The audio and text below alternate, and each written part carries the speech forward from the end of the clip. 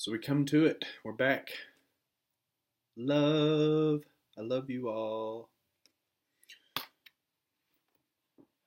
Sometimes you can change the sky. The perceptual roadways were now open and the traffic was increasing within dimension until it reached a point that Jarrus was comfortable with it, and then he roped it off, keeping the passageways open and used, but not too intense that he was going to get overwhelmed and pass out from the strain. The roadways were something that he had noticed since working with the flares. It was as though wherever he went there were parts of him that were permanent. These permanent parts of him were like natural extensions of himself. He could move through a crowd or pick up a book and flip it open with no problem. He had to keep a part of himself aware of these other things that were going on around him in the back of his mind. He lent her just a little. She compensated and made a grand display out of the production, making a deck of playing cards turn into a dove. It was the most intricate, the way the woman could turn the cards about and only drop enough to leave an impression of flower petals falling rather than playing cards. The crowd loved it and ate it up. They clapped, and some even tossed coins up on the makeshift stage.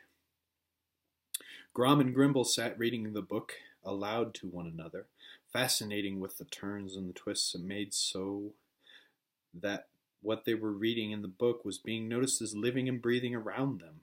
They really did not know what to make of it, with reality shifting in such drastic measures as times. The only facet of their old lives that remained was the book they were reading. Out of the book came dragons and cauldrons, glyphs and symbols, wizards and their familiars. The shop that the two oversaw was quickly turned into a maelstrom of extraplanar activity. Other shops were set up and businesses established just around the next perceptual corner that had what the shop you were at did not. You felt compelled to go on.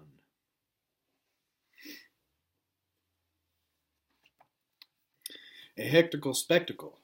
Hectical laughed as he sat out late one night, watching the meteor shower or the shooting stars. He wasn't sure which they were. You see, he had a story to tell. All the people and all the animals, all the spirits of all the people have things that they are about. This is true and has always been true to the time and place of the Great Father. Many spirits are about smiling, some of them are crying, and still more are about laughing at others' misfortunes. Hectical was about stories. He loved stories. Stories took away the sting of the day to the day sadnesses. Took away the sting of the day-to-day sadnesses, the fake smilings and the laughing at the others' misfortunes. They took away from the meanness, from the hurting, and from the slowness of which it took good things to come about.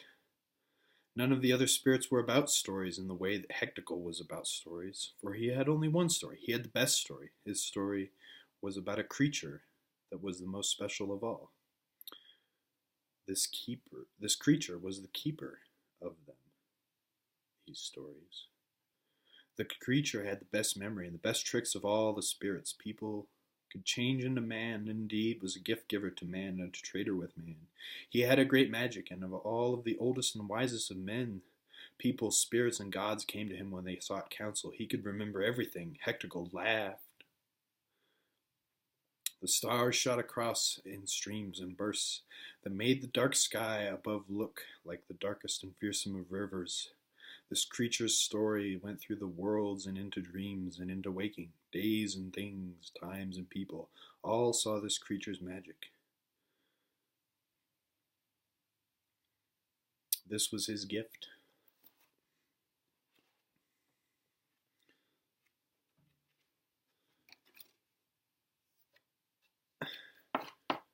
And we come to it. Have we not already seen the change? A myopian mess, not a hectical spectacle, but a myopian mess. Sangdoclentine wrestled with the thoughts that were going through his head. He had several programs and projects that he was working on. The first couple that kept springing to mind were on what it took to recreate or represent life, and what it took to throw a damn good party. He had been meeting with his friends for an extended period of time, and unfortunately he did not have the most ideal of places that would allow for an enjoyable social gathering. The other project was a story, and involved a boy in the bubble and goes like this. He really loves you. He just doesn't seem able to get it into his mind that has it to say anything. He just doesn't seem to be able to get it into his mind that has to say anything. Well, a part of him knows something is up. The other part of him seems to think it enough that if he just stands near you, that will be enough.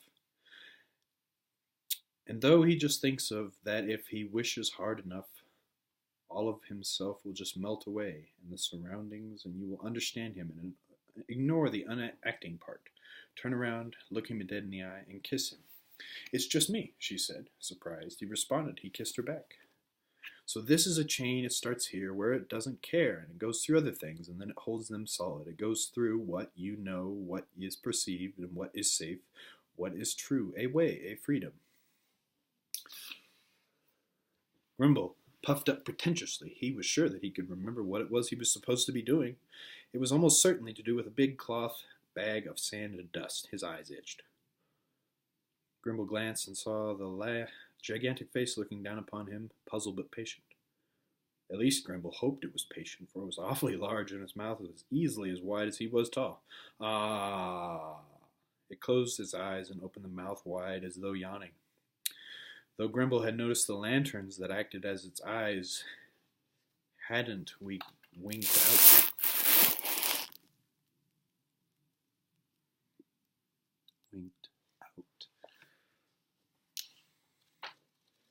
So let me start at the beginning. Dedication. It's dedicated to all my friends and family, people that I love and care about. The acknowledgments, everything you have tolerated regarding my ad nauseum discussions of magic has been much appreciated. Thanks to all the friends that have seen the changes and perceptions that I have seen, to have sat and thought with me about how it could be so much more. We could not see with our eyes, and instead we saw with our understanding. We saw that way to our most holy thing, whatever it may be. Let truth take a walk in the park with fun. Read what is fun in these pages, and ignore the rest, lest ye mages come undone. Imagine a book. Imagine a book. Now step inside. Here is a place that you, dear reader, will be invited to sharing the experience of an existence within a book. The beginning of a feeling that you would like me. Playing musically is a soundtrack of the most entheogenic persuasion, delving deep into the niche of the psyche, where real and unreal quickly become one, where the fantastic wars eternally with the mundane. Nothing too shy, certainly, but I would not get in too big a fret over it. It's a fine line dance that does the most it can without doing so much as to overstep that it can't recorrect. Back to the beginning. Welcome. I hope you find some bit of history that you'd be interested in trading for, though a bargain is a thing of the devil. Perhaps a trade will save someone's life. Could. This is the Museum of Extraordinary Things. Here you'll find histories, and I loathe to rhyme, but you'll find mysteries. Did you know that air is more dense than fire? Did you know of the chimera and the manticore? The manticore is a pseudonym for cat, a cat that grins with a mouth so large as to eat you with and to guide you down the rabbit hole, though you would not have to go out and fall asleep to do it. Watch out for him. A girl named Almond is speaking and lecturing on a white raven, a paradox that has to do with the question of existence and perception. Do we need to perceive it for it to exist? Just because I have not does not mean, well, you get the idea. A great idea for a holiday that involves dressing up as for something else for sure. To be perceived, dearest of the old gods, is that white raven. His story involves being trapped in a box. Cactus plants from the edge of Sangdoclentine, deep in the world of Boslog. A hero, the aforementioned Almond, before she became a historian, brought it back from the legacies of a race of birdmen that hold honor and respect as far above other values as we hold love above ours.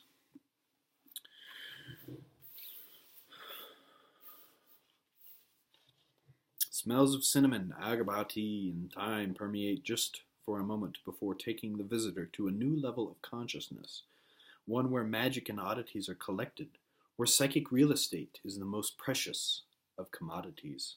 Keeper of these tabs and records is Master Fabulist Evan, whom some tell tale of being able to replicate any person's qualities upon a piece of paper or other medium. The Fabulist keeps track of all who comes and goes, charging a penance where needed, allowing those others who are less fortunate, but more deserving, to pass through unimpeded. The flight of an Ouroboros passed by, catching your eye.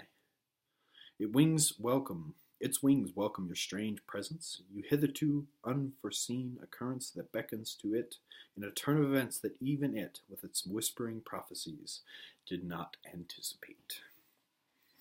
Rulers of the world, one piece at a time visit here. That crystal shard on the table names you portcullis, gate-walking friend.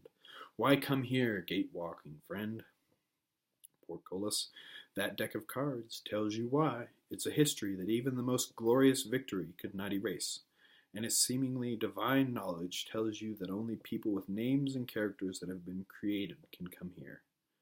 Here the Fabulous intervenes and suggests you meet Promethea, the Sandman, or David Copperfield himself.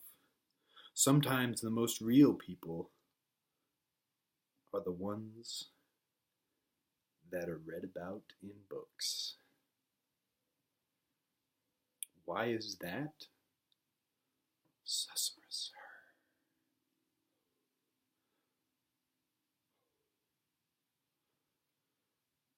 Welcome, welcome, one and all. Welcome to it all.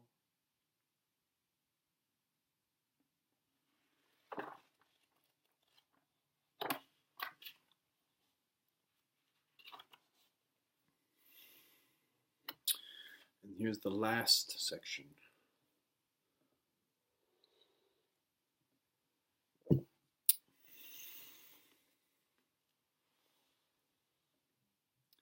That I hold my lantern up to.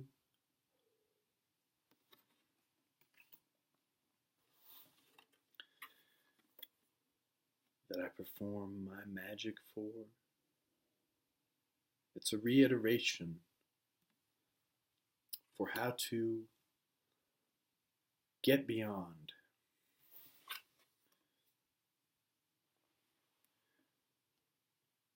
is to have hope.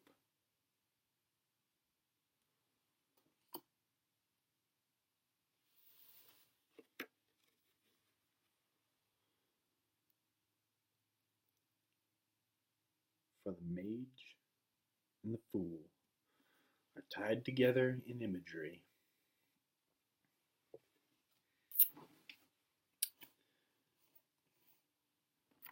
For to vacillate between control and ecstasy is the only real polemic.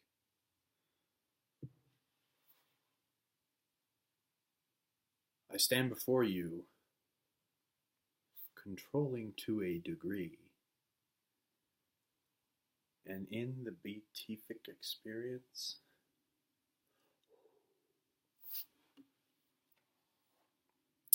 the final frontier. I say a person can walk to space. I have seen the end of an age, with only one force responsible for my surviving. I have seen the bit of knowledge that will shape the ages to come, in my madness deep within the recesses of mind, not my mind, but mind.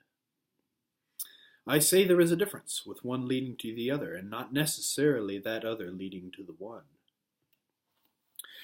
You may ask what this is about. You may ask if it's fact or fiction. I say it is not either and about nothing. It is within and meant to inspire. These versions are but leaves of a tree, grown into a sun shining bright, dewdrops dripping beneath a sky that perhaps is green where the leaves have a chlorophyll that makes them reflect blue. Green and blue. the colors of my cloak. Do you not feel the tickling of it upon your recognition that you are here, instructed by me, the magic shop?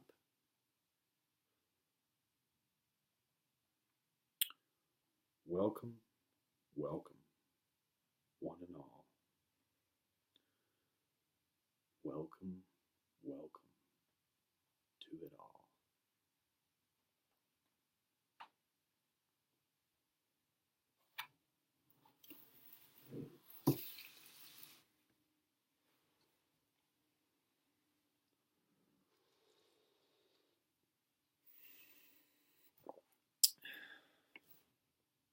See you guys later.